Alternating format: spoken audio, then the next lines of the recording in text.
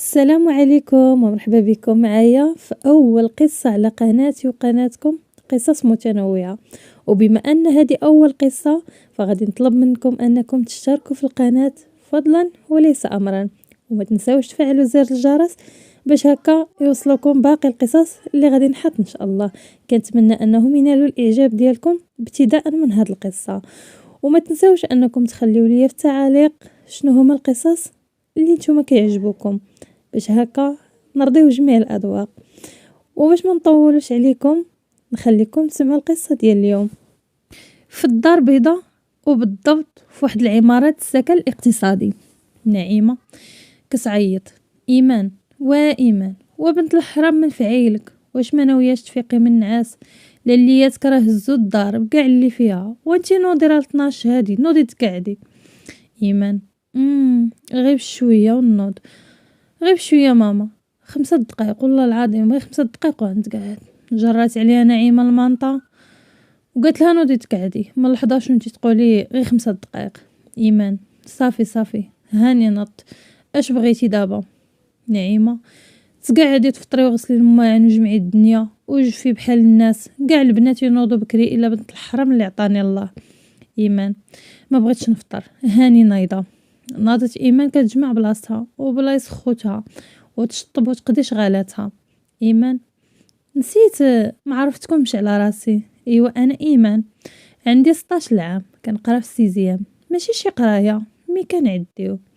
عندي 2 خوت، بنت ودري، بجوجهم صغار، انا هي الكبيره فيهم. اختي ياسمين عندها 12 عام، وخويا سعد عنده 8 سنين. انا سمراء، عيني كحلين وكبار، وشعري ما غنكذبش ونقول لكم مسرسب كي الحرير، ومشنتف، وكنزيد كل مره نقطعو. من جهه فمي كبير ماشي بزاف، نفي صغيور، عندي الحنيكات، هادشي اللي كيقولوا لي صحاباتي، قصيره ولكن لساني طويل. ماما نعيمه بشرتها بيضه، بابا سمر، وانا خرجت ليه. حنا مش عائله فقيره، ولكن ماشي بوك حبه، مقاتلين مع الوقت وصافي. اش غنقول لكم؟ اختكم من الجيل الحالم اللي كيطيح دغيا، مع كنقرا دوك الروايات دكابيتوسا وكتطلعك حتى للسما وتهبطك، واللي شفتو في الزنقه كيعجبني، خصوصا الا كان واشم وكيشبه المافيوزين وداك الشيء راكم فاهمين. خليوني دابا نمشي نجمع الدار، دابا تجي ماما تلقاني باقي ما درت والو، توكلني العصا. ايوا دابا غادي نخليو ايمان تقضي شغلها ونمشيو لبلاصه اخرى للرباط بالضبط. اش غنديرو في كازا خويا؟ وراني قلت لك وصلت شي سلعه جديده، خاصنا نمشيو لتما، ولكن ما عرفتش علاش بالضبط هاد المره البلاصه اللي غنمشيو ليها تكون عامره حيت ساكنين فيها الناس. فين كاينه بالضبط؟ في كازا. كيفكروا ويجاوبوا: واخا امتى غنمشيو؟ اليوم بالليل، وجد راسك ايطار. جاوبوا ايطار: واخا خويا كون هاني. نعرفكم على البطل ديالنا.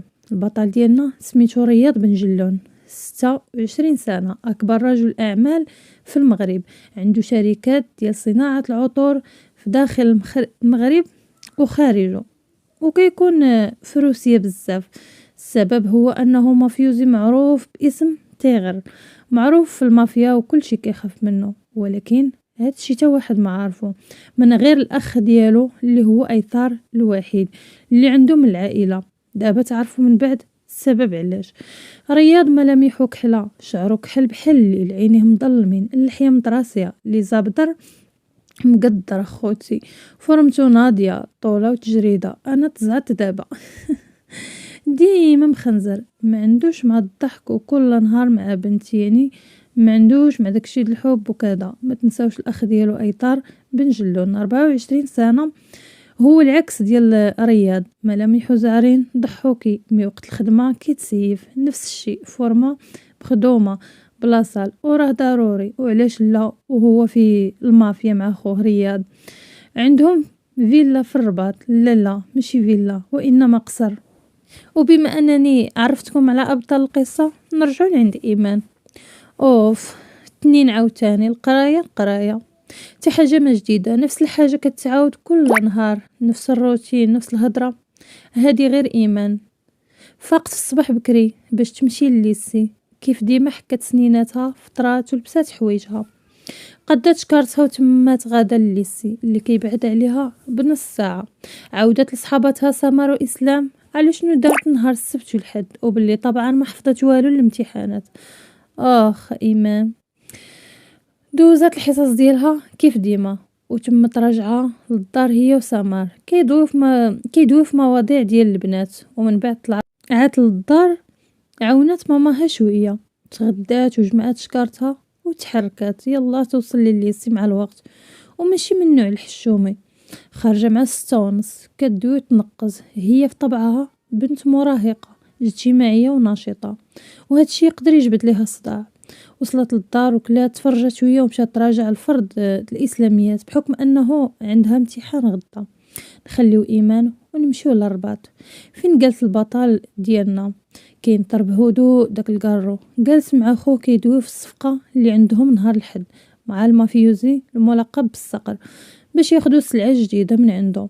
ولكن اللي شاغل بالو لحد الان علاش الصقر بغى يتلاقى به بمكان عامر بالناس وبلاصه فيها السكان، ماشي بحال ديما كيف ما كانوا كيتلاقاو في بلايص مهجوره ما فيهاش حس البشر. ما علينا من بعد نعرفوا السبب. داز هاد السيمانه كيف بحال كاع الايام، نفس الروتين الملل ديال ايمان كيتعاود. ولكن يا ترى واش اليوم غيكون بحال كاع الايام اللي كيدوزو على ايمان؟ ونهار الحد بالضبط ايمان فقت اليوم كنفكر باللي عندي شله ما يدار، خاصني ندوش ونحفظ ونمشي للمكتبه نخرج شي ورق. والنهار كيدوز بالزربه. قررت نمشي للحمام، جمعت حوايجي وخديت الفلوس من عند ماما ومشيت على رجلي. طبعا ضربتها انا وياسمين بواحد تحمحيمه فاعله تاركه، ورجعنا في الطاكسي وجهي طايح عليه السر. تقدروا تخيلوا سمره مزنقه. ايوا مشيت وراجعت كتوبي شويه وخرجت انا واختي باش ناخذ شي اوراق، خديتهم وتميت راجعه للظهر. ومع الزحام شي كيدفع شي ناري على حاله، تقولي البهايم كيدافعوا في الكواره. ايمان دفع على بشر كي داير وناري مع من كنتشاركوا الاكسجين. ياسمين كتشوف اختها بهدوء وساكته متعجبه في طريقه الهضره اختها والغوات اللي فيها، حتى كتشوف فيها تخبطات مع واحد الشاب. لا ماشي شاب، ملاك نازل من السما، هذا بحالو ما عندناش في دربنا. ايمان هزت عينيها كتشوف داك الجمال كامل اللي قدامها، عادت براسها وقالت ليه اسمح لي. هو شاف فيها برودة ومشى بلا ما يعبرها. شكون في نظركم هذا غير البطل ديالنا؟ وشكون من غيره؟ رياض بن جلون كان جاي مع خوه باش يتلاقاو مع التيغر اللي لحد الان باقي مصدوم من البلاصه اللي عامره بالناس وهو ما كيحملش يتخالط بريحتهم. وما هي الا ثواني وبدات ايمان ناري. واش اختي شفتي داكشي اللي شفتو؟ وناري تيتيز ناري شحال زوين كيحمق. ما يمكنش. بقات كدوي وما بغاتش تسكت. شويه دارت ليها الطرن في راسها، جرات ياسمين وتمت غدا من الجهه اللي مشى منها الصقر. تبعاتو الزين وما يدير في البطله ديالنا. نكذب عليكم لا قلت لكم رياض ما عاقش بها، عرفها غدا موراه وخلاها. اما ايطار ماده ما جا. وصلوا عند ويليام اولا التيغر.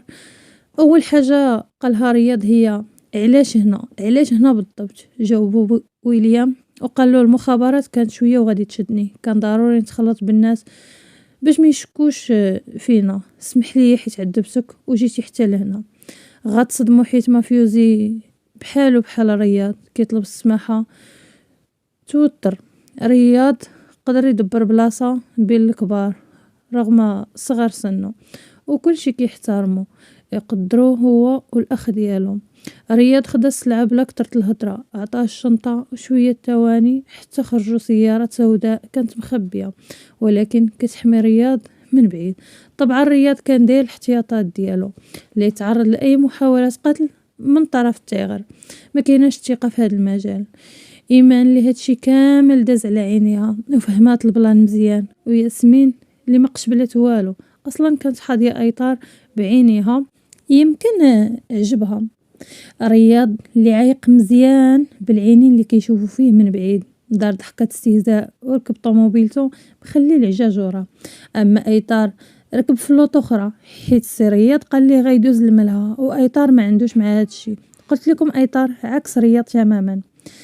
ايمان جرات اختها ومشات للدار وما عاوداتش، جبدات الموضوع المهيب كما سماتو، حدها نعسات بعد ما فكرات في دوك الاحداث بزاف. هي ترى شنو غادي يوقع بين جوج العالم ديال كل واحد مختلف كليا على الاخر. دازو هاد الايام تقال على ايمان في التفكير برياض، عاد كتحس بلي شي حد حاضيها، يمكن يكون احساس ويمكن لا. ايمان خرجت مع 12 ونص، تميت راجعه للدار، ما كنوصل الحال شي لوحده هكاك، كنحس بشي حد جرني وما بقيت عاقله على والو. في نظركم شنو غيوقع للبطله ديالنا ايمان؟